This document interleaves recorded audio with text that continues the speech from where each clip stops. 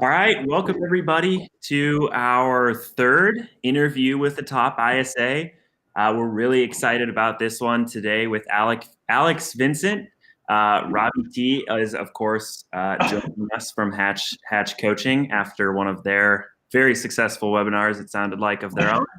Um, and again, for all of you watching, my name is Nate Jones. I'm with Structurally. We are joined today by another top ISA, like I mentioned, Alex Vincent of the Simone Group. This is going to be another detailed discussion about how she's running her ISA team, how her practices might differ from other practices of ISAs that we've had on the prior webinars in this series. And with that, Robbie, would you like to introduce Alex? I love it. First off, if any of you don't know, I only call Nate Nate Jones, like the rapper Mike Jones. And if you want a funny laugh, just go look up who Mike Jones, and it's gonna be the worst song you've ever heard. But it's every time I see Not Nate, very good. I think of not very good. No. Anyways, Alex, super excited to have you on today. Thank you. I first had the pleasure of meeting you. Was it about a year ago now? Over a year. It was December 2017. December of 2017. It's been far too long. And we were doing in-person lead conversion trainings, and Alex came up here with a team member, correct? Courtney, yeah. Courtney, yep, yep. I remembered you. I'm too many names, faces, you know how it goes. But what I loved is Alex is, I believe, one of the most talented ISAs I've ever met. And I think when you were up here, you just naturally showed that you get this role. And I think we have a lot of the same core beliefs. What I was most impressed about is Alex is not afraid to share her opinion. And we had about 30 some people in the room, and I love it. You were very direct. You named your thoughts. And more importantly, if you didn't agree, you named something, and that was really cool. So super excited to bring your perspective to the role. In a moment, I kind of want to just have you start off by telling us about you and who you are. I'm disappointed that baby Elliot isn't in the webinar right now. And I was kind of hyping that there might be a baby involved, which increases viewership. But I get it. Anyways, Alex, tell us about you. How the heck did you join the Simone Group? And just give us, the one-on-one on Alex Vincent. Yeah, so commenting on Elliot not being here, if she would have cried, it just would have ruined the whole experience. So I definitely wanted to spare us of that. But yes, normally she is with me. I bring her to work every day and all day long. And it's actually a really great conversation starter. I think it's giving me an edge, I'm not going to lie. So I joined the Simone Group back in 2017, and this was with the intention of building an ISA department, helping build up the team in sales, and it's been so rewarding. Our director of operations, Zach, was actually a close personal friend of mine for years, and when he was kind of talking to me about our brokerage and the team and the goals and kind of the vision, really, it definitely drew me in. The ability to build something and have this kind of startup feel, but with the support of a team that's been around for years, and the leverage and, the money is just a big part of startups. It's a big sore spot for some people. It really elevated me and brought me into some higher level conversations. So I'm really excited to be here. I love Mondays. Not many people can say that. So yeah, I'm really excited to be a part of the team. I love it. So every team in brokerage, you kind of talked about how that drew you in. What are some of those key things? Like there's a buzzword, right? Culture. And culture is just a placeholder in my world. It's just it's a word that has so much more meaning than just culture. Give us some insight. Like, what drew you in? You said you wanted to build something, the startup feel. But if you were to say, this is why this culture is really great, what would it be? Why is this culture really rare? Well, we are all workaholics, if you will, and we all like to play hard. Sure. So I think that's been really awesome to be a part of over the past couple of years. I've also, like I said, I've known a couple teammates before I even joined. So, opening day, baseball season's huge day for us. We all take off. We all go out. We all cannot remember the next day. Yes. So, it's things like that, we're also, some of us are very family oriented. Me personally, I actually was just out for the past 4 months. Had a pretty crazy family trauma experience with my child being born and being brought in this world. She was in the NICU for 73 days. So the team being extremely empathetic to that and supporting, when it all first started happening, and even months later, it was, well, how can I help you? As a response to everything, I think was huge, and even more of a win for me, and even more of a reason why, I try to work as hard as I can, while I will plan on being on this team for as long as I can. I love it. Can you see yourself leaving your team, Alex? Is that something that crossed your mind? I have people reach out to me all the time. Really flattering about, I don't know if you've heard of eXp Realty. It's like a brokerage, online brokerage. Sure. They reach out to me. I've had other Keller Williams teams reach out to me, which is like a big no-no, but it is what it is, and it's super flattering. And, the answer is always the same. It's just, there's nothing that will make me leave here at this point. Right. Could I ask a question on that? I was just listening to the culture, Is Your Culture Wrong webinar, or was it the podcast that we had done 2 or 3 episodes ago? Yeah. I think one of the things that stood out quite a bit for me, hearing about the culture at Hatch Realty with their ISAs was, and this is a repetitive theme that we've talked about before, but a lot of people think that ISAs are the lowest on the totem pole, essentially, in the organization. What have you done on your team to flip that? Or how is it positioned in your team? That's a really great question. So in ISA, I'm like one of a very small team just in Maryland that have my role specifically. A lot of other teams, what they tried doing was making ISA a stepping stone to becoming an agent. And where we know and where we've learned from seeing other teams fail at this time and time again is that's just not the way to go about it. Someone that's going to love being an ISA probably won't love being an agent, and vice versa. I have absolutely no interest in being an agent and showing houses and nurturing a client outside of the office, in that way. I love being an ISA, and that's just I think it's a personality thing as well. So just 2 completely different people. And then also, so not only acknowledging that it's not a stepping stone and that it's a role in itself, but also acknowledging kind of the numbers and the importance. My role, I'm in charge of 80% of the business. It's a lot. And me being out for 4 months, it was hard for our team. We actually had to scale back our goals for the year, which is crazy to think, I didn't really think of it that way when everything was happening. And when I came back, it just made me realize even more, how important I feel and how everybody is here. Our operational staff is super important. We've just become crippled without key players. And it's important to everybody's like that, in our team. Robbie, have you already asked Alex about some of her numbers?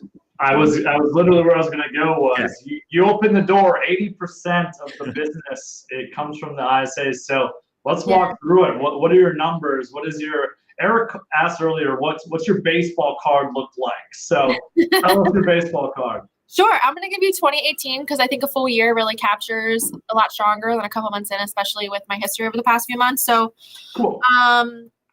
Let's talk about buyers and sellers separately. So for set appointments, we have 305 buyers of 2018, 185 for sellers.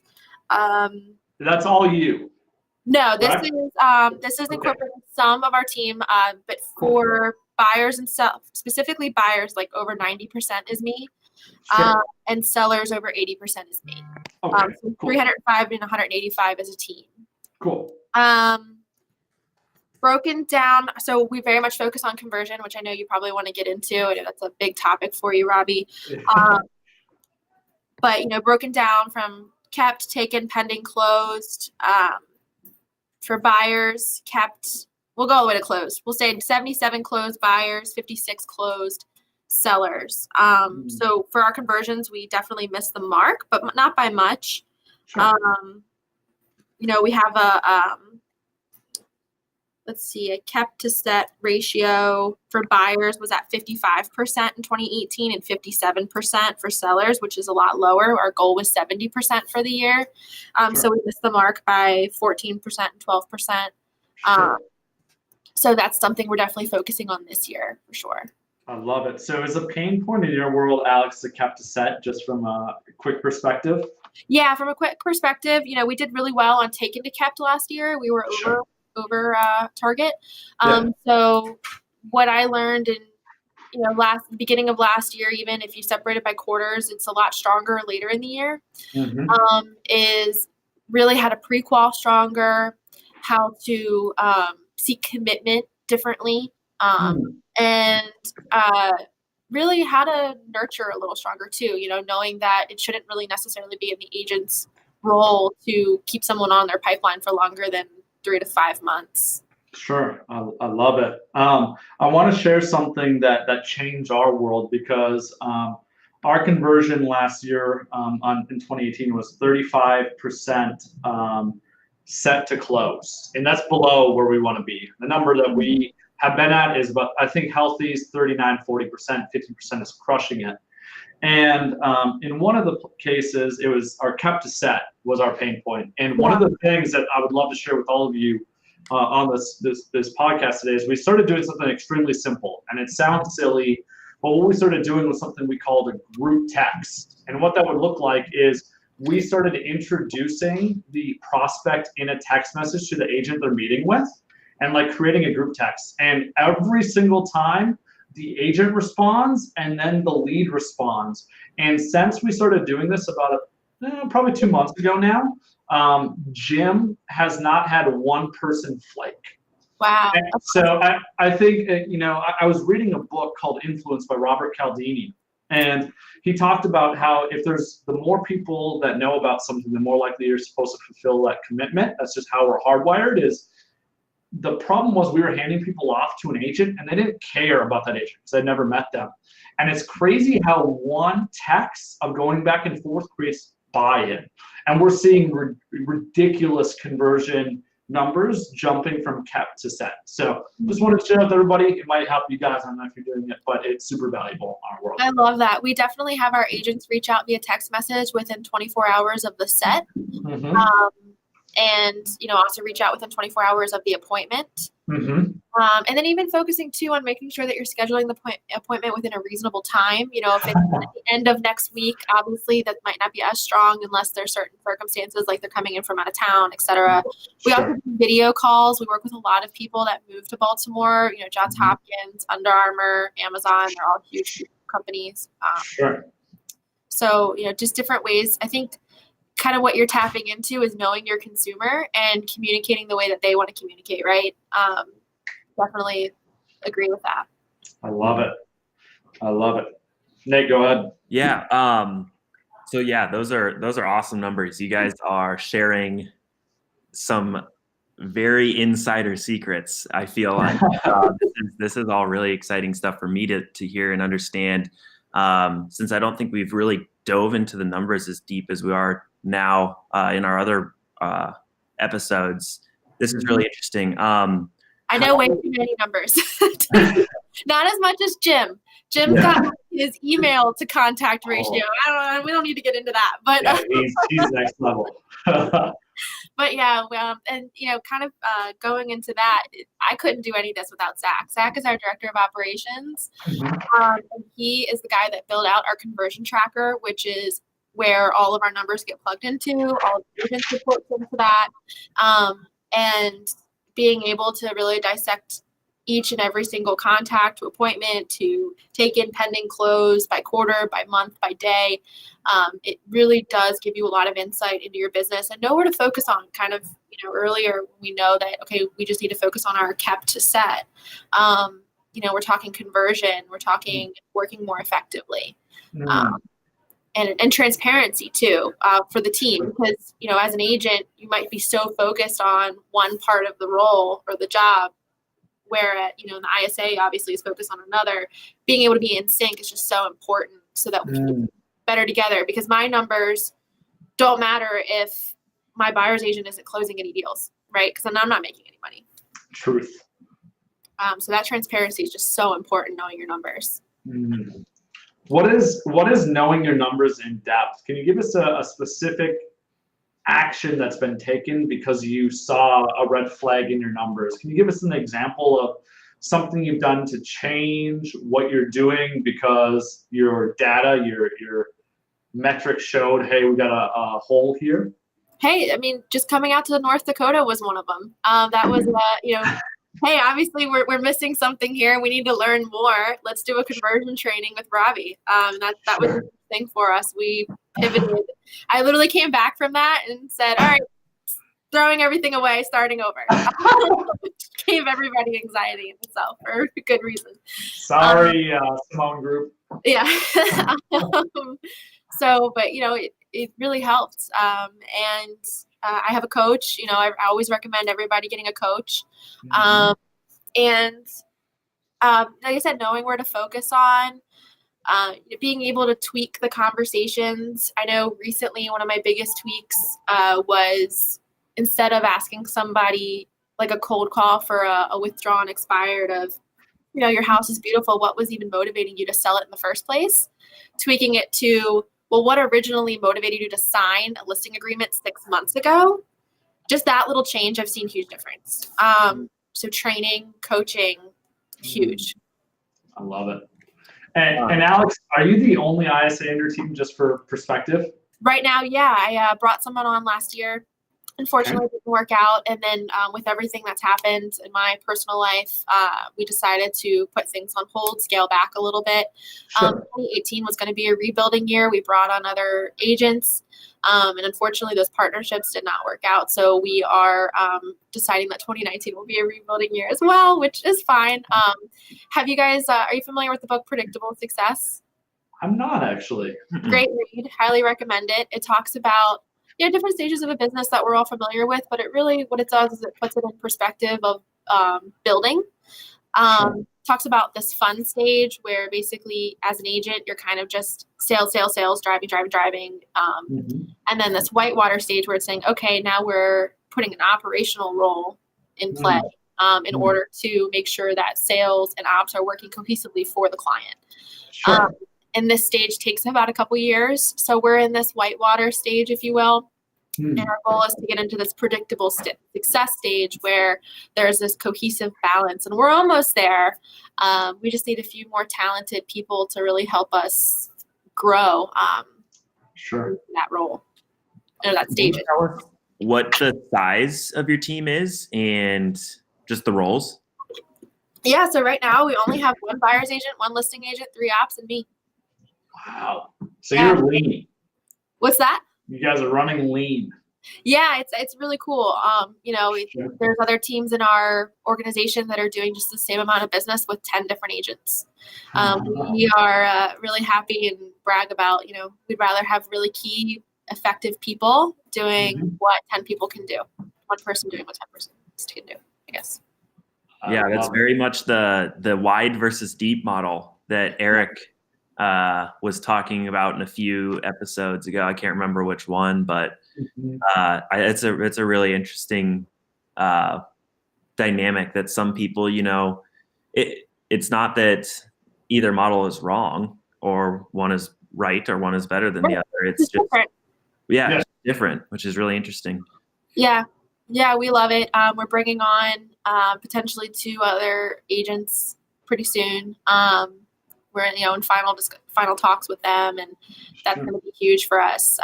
We're in some other talks that I can't really discuss right now, but we're about taking over the world. What we know is that the top 10 teams in the nation are pretty much operating in the same way. You can talk about different models, referral model, etc. But when you get to a certain point, everybody's business looks the same. And so that's what we're really modeling our business after, because we want to get there and we want to get there well. Sure. And although you guys don't have many people on your team, if I had to guess, the people you do have specialize heavily in what they do. Is that fair to say?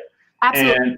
And I believe, and I'll share my perspective on this briefly, is that we're going to see a complete shift in real estate, where if you want to be a competitive real estate company, you cannot be a generalist. The generalists are going to be pushed out of this industry over the next 5-10 years, because tech is going to replace a generalist and provide better service than you can at a lower price. And what's going to happen is you're going to have highly specialized leverage companies that provide superior service if you want to have a company that competes heading into the future of real estate. And I mean, there's a lot of people talking about this now. Gary Keller calls it the tech-enabled agent, which is just one way of saying that.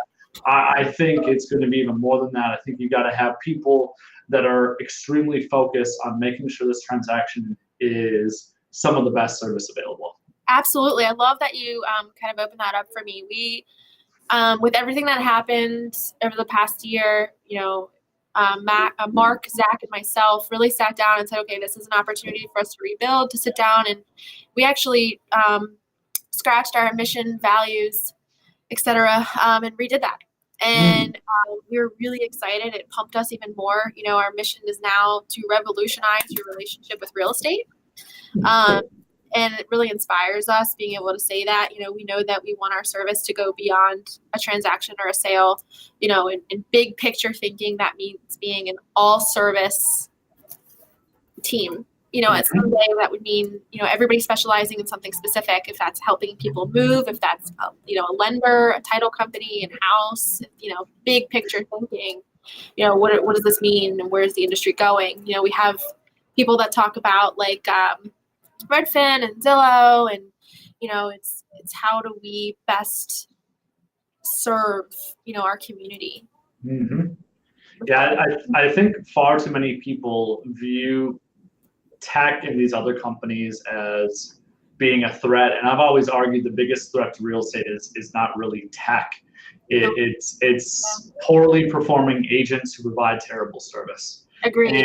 And Zillow is going to get their fair share of the pie, as well as Redfin, and good for them. Like, if people took that energy and poured it into themselves to become better, to provide better service and poured it into their clients, they wouldn't have to be afraid about the demon that is on the other side of the river. So I guess just from my perspective, focus on you and how you can bring your game to the next level.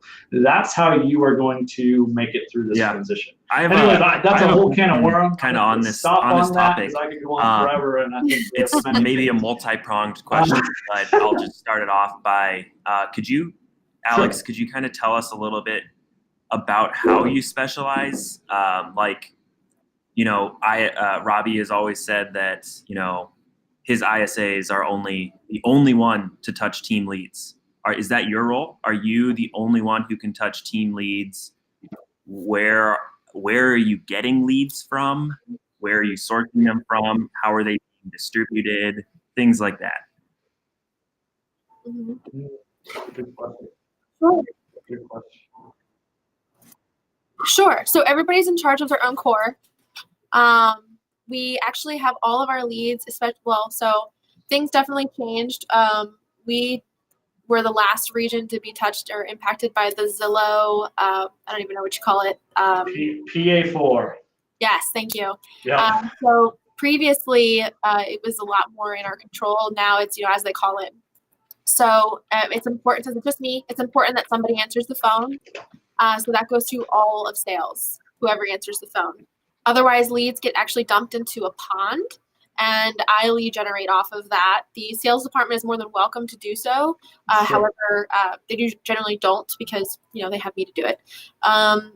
So core previous clients that have already built relationships with our agents will reach out to our agents, and that's absolutely fine.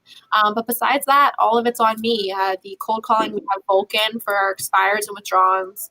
I actually tap right into Zillow for sale by owners that are listed. And, of course, the Zillow that comes in.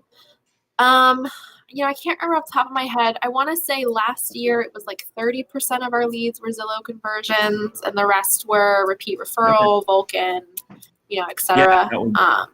Cool. Go ahead, Robbie. I know that's always a question. Yeah. That was basically. So I want to go down. Do you have more? No, do you have more follow-up pieces that go along with that, Nate?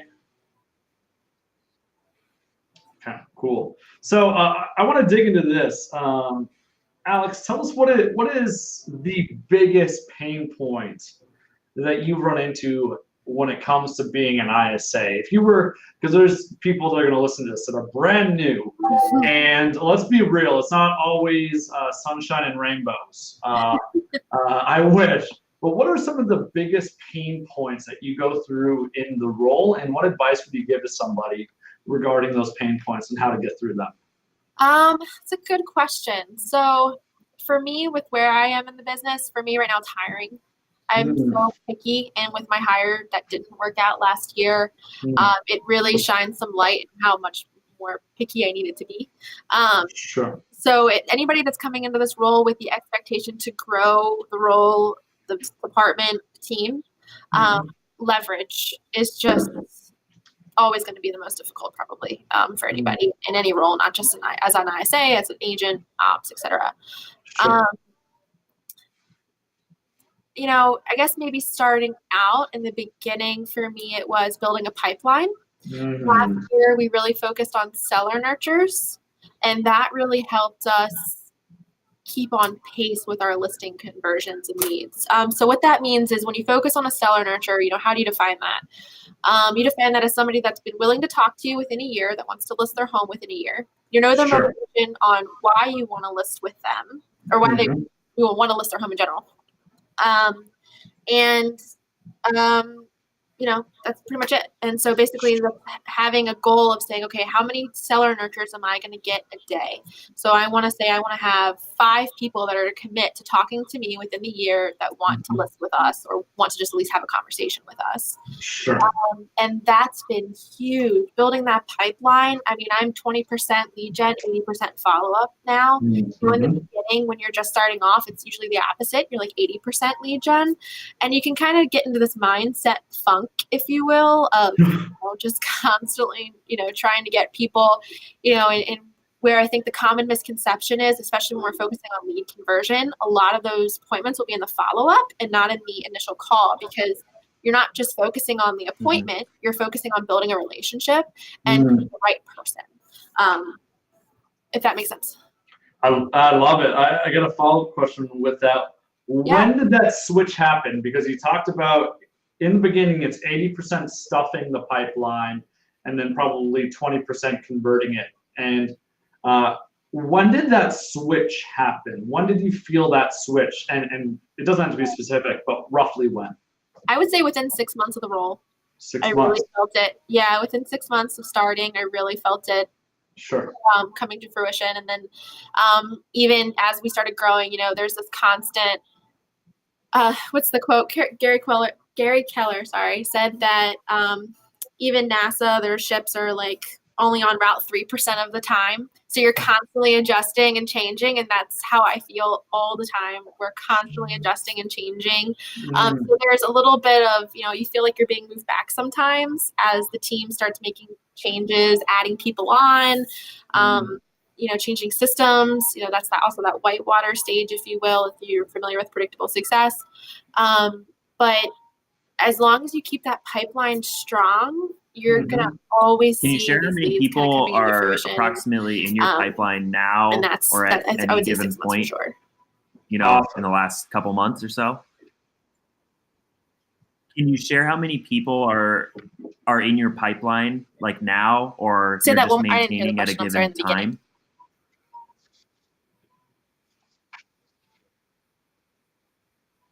Yeah. Oh, that's a good question. So I have like 500 right now in my pipeline that I need to get through. And that's just from me catching up from being out. Robbie, how many? It's a lot. do your Just, guys think? being completely transparent. But Robbie, what yeah, did I Jim try to say make like that your 20 man is? contacts. Say that one more time.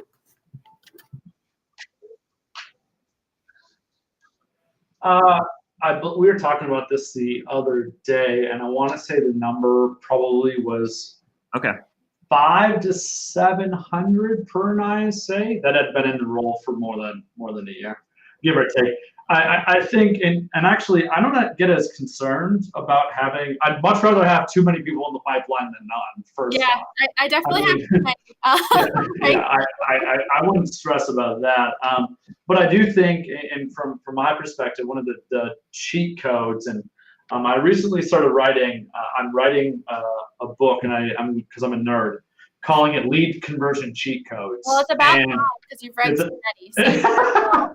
Yes, exactly. I'm excited for it. But one of the cheat codes is with your follow-ups, you got to prioritize it. And every single one of our follow-ups is labeled as A, B, C, or D, because when I actually follow up with someone, you want to make sure that you follow up with your A's before you call your B's, B's before your C's, C's before your D's. Yeah, being able to prioritize your leads. Exactly. We do as well. Correct, exactly. And that makes it so that 500, if I had to guess, it's probably broken down to the majority are C's and D's, if I had to guess. And if you don't call that person back exactly a year later, they don't care. You can call them back 10 days late and it doesn't matter. Yeah. You're out. With your A's, if you don't call back, if you call back 10 days late, you might as well just light, I don't know, a couple $100 bills on fire. So, anyways, but yeah, so we're kind of in the same ballpark. Yes, and to address, someone had a question about having 7,500 leads in their system. How do you kind of go?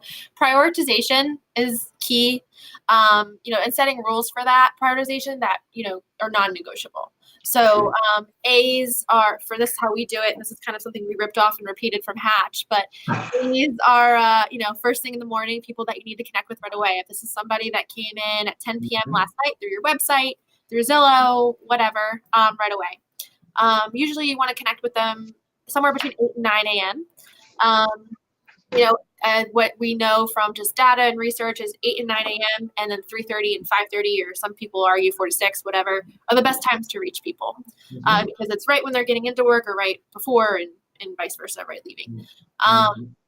So, connecting with those people first and calling them a couple times a day. Sometimes I'll try to reach them again before during lunch hour or, before I leave the office.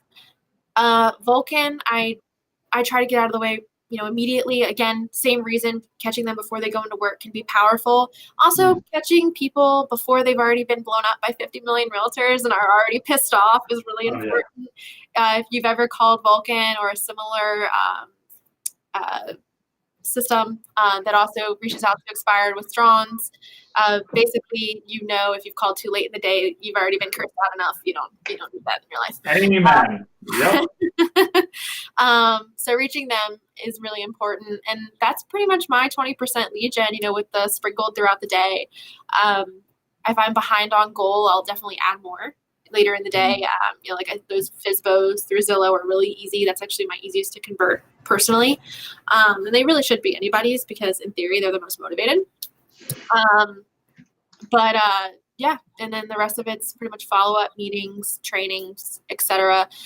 When you have so many leads in the database, it's really hard not to feel overwhelmed. I know I'm somebody that has that, too much on my desk feeling constantly, and trying to battle that is just a mindset thing. Knowing as long as you keep going and chipping away, you're not going to really be able to do all at once. And there are some systems you might want to put in, of course, that are going to be more automated to help you achieve your goals and kind of help that feeling be alleviated. But for the most part, a lot of it for us is coming through leverage and prioritization, for sure. I love that. And you said something, Alex, I want to make sure everybody heard is if you have 7,500, the first thing you should do is chunk it. And don't worry about 7,500. Take 50, 100, 200 leads at a time and attack those. I think when we talk in 7,500 and try attacking all of them, it causes you to just not take any action. You got to break it up into smaller bite-sized pieces. So start somewhere. I typically advise you want to start with the newest opportunities that are the highest quality and work backwards to at the very end, have the oldest and the lowest quality opportunities that came through. I will say this though, I say lowest quality for one reason from my perspective is just because someone signed up 4 or 5 years ago doesn't mean it's a dead lead.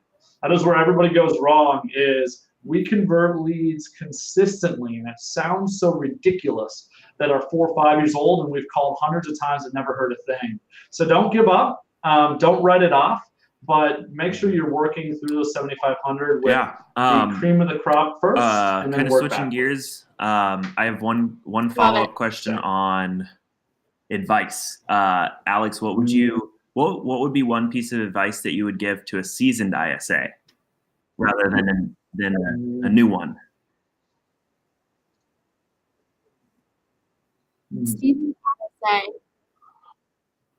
Don't be afraid to go back to basics. You know, as someone that's been out for so long and coming back into it, I had to go back to basics. Don't forget about training. As good as you might think you are, you know, there is always opportunity to get better.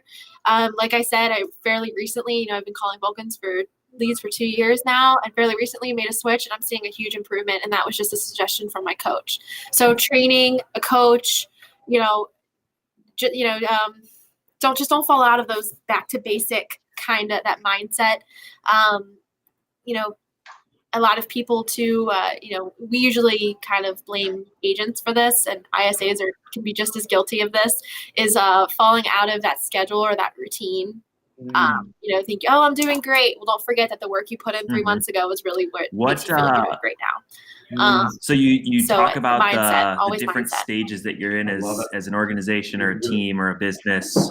What does leveling up to, I mean, maybe if you can tell us, like, what does leveling up the first time? So maybe after that first 6 months feel like, what is the next, and then what does the next level look for you guys? How do you guys know that you're leveling up to the next stage?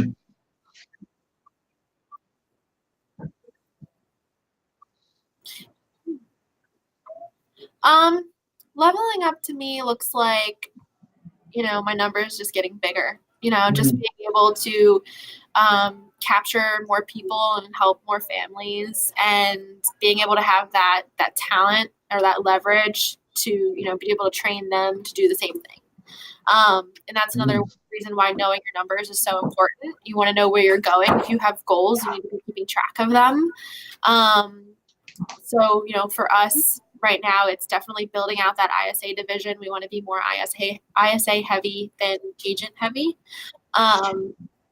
You know, and then building out the ops division, knowing that, you know, we shouldn't be having one ops person to every 5 agents or something. You know, we need to be reasonable. And just being service oriented as well. Sure. I love it. Yeah. So we're really excited. We're really happy, even though it's definitely, we took a step back with me being out and us having some things that didn't work out last year, which it sucks. Sure. But it really gave us some more insight on what we should be doing. It gave us an opportunity to pump ourselves up in an even better direction.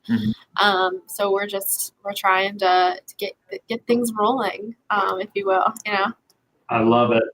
Yeah, so anyone that wants to come to Baltimore and wants to interview as an ISA, email me. We're looking talented people. Don't reach out to my ISAs. Keep your hands off. No. So I love Alex. First off, this is really good. I think you brought a lot of different value than we've had on the show. That was a lot more systems oriented, and systems are key. And obviously, you guys have that dialed in. You're constantly looking for your flaws, which is great. I do want to give you major cred. There is not another ISA. I don't think anyone in real estate that is having a baby on their lap calling leads.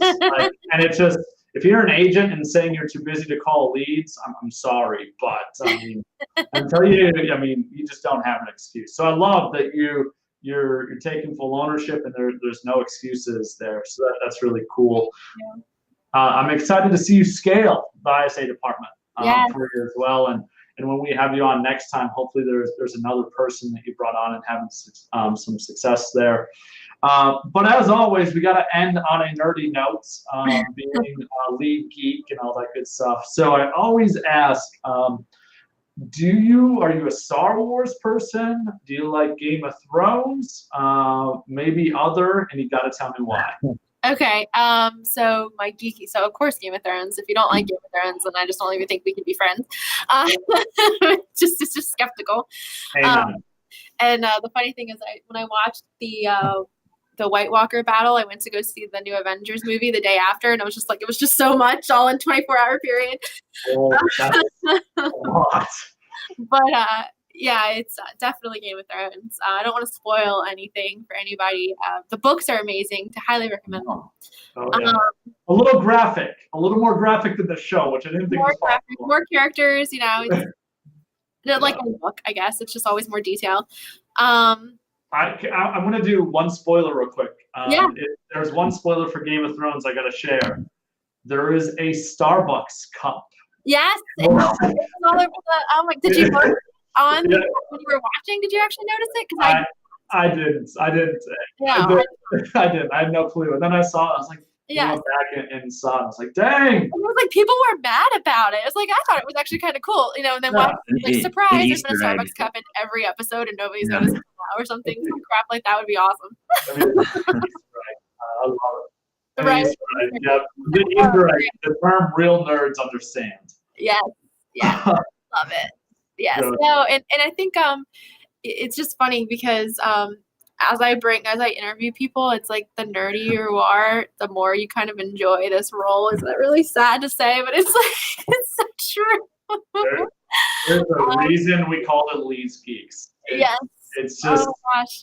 I mean, look, Nate's a nerd, and I hope people know when I say you're a nerd, and Alex, you're a nerd. Like that is a cool thing. Like that is me giving you a label, a term of endearment in a good thing, and I just love that that's the place we're at. Yeah, I mean the opportunity for growth in this role is insane. Pretty much wherever you go, you really, I would hope at least at any team, it opens up a lot of opportunity and doors, and financially as well. And it's just the books that I've read since I've been brought on into this team, the way I operate in my marriage, it's just I've become a whole different person. And, I would hope that anybody in this role kind of takes the opportunity to get themselves networking with as many people as possible, and, reading as much as you can about the role, about the business, about business in general, the skills, just something as simple as DISC. And, I'm on DI and my husband's an SI, and I can't tell you how much we, and it's just, it's great, just to be able to acknowledge that. So, little tools like that. Book recommendations? Take advantage it's of kind of a new thing. I don't know. It seems like we should be asking everyone for book recommendations.